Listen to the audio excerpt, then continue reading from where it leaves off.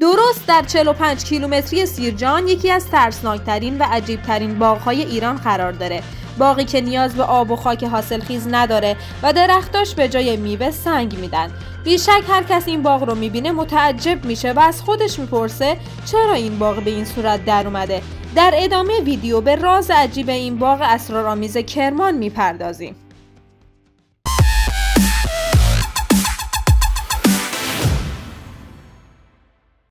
درویش خان اسفندیارپور که همه اونو با نام درویش خان میشناسن، مردی ناشنوا و گنگ بود که در سال 1303 در میان دو آب کرمان به دنیا آمد و به واسطه باغ سنگیش شهرت جهانی پیدا کرد. اما واقعا درویش خان کی بود؟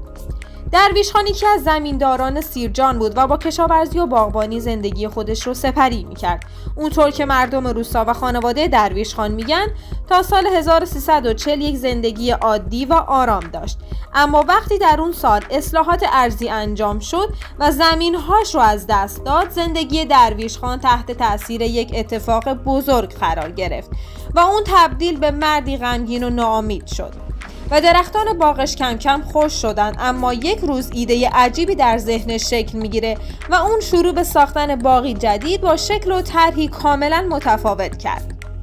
اون در زمینش گودالی حفر کرد و تنه درختان خشکیده را در اون گذاشت و بعد از اون شروع به آویزون کردن سنگ از شاخه‌های درخت کرد. درویش خان سالها به آباد کردن باغ سنگیش همت گذاشت و این کار رو تا اواخر عمرش ادامه داد تا اینکه در نهایت وسعت اون به 1000 متر و تعداد درختاش به 180 عدد رسید. طبعا این کار به درویش خان حس رضایت و آرامش میبخشید که اونو هرگز از زندگی روزمره خودش جدا نکرد.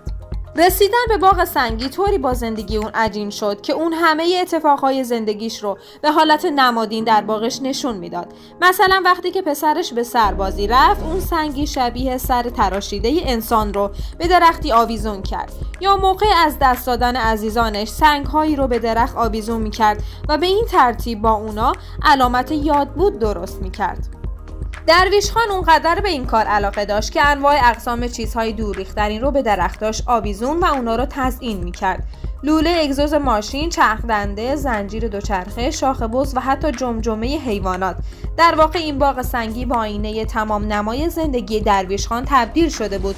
اون حتی حرفاش رو به درختان میزد و اونا رو در غم و شادی‌های زندگی خود شریک میکرد. شاید اگر به طور سطحی به این موضوع فکر کنیم، باغ سنگی درویش خان نشان از جنون و پریشانی حال او داشته باشه، اما اگر عمیقاً این باغ رو نگاه کنیم، در گوشه و کنار اون قلب سبز و هنرمندی رو میبینیم که زندگیش رو با درختان به ظاهر خشکیده پیوند زده و با زبان بی زبانی موفق شده حرفای خودش رو به گوش تمام این دنیا برسونه.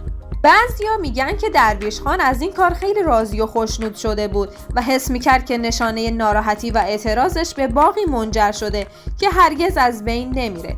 خانواده اون میگن که شاید به دلیل اینکه نمیتونسته صحبت کنه، این نوع اعتراض به ذهنش رسیده. البته شایعات متفاوتی در این مورد هم وجود داره. بعضیا میگن که این سنگ ها در یک مکان مشخص بودن که درویش خان اونا رو پیدا کرده بوده و به اینجا می آورده و برخی هم میگن خود او سنگ ها رو به این شکل در می آورده.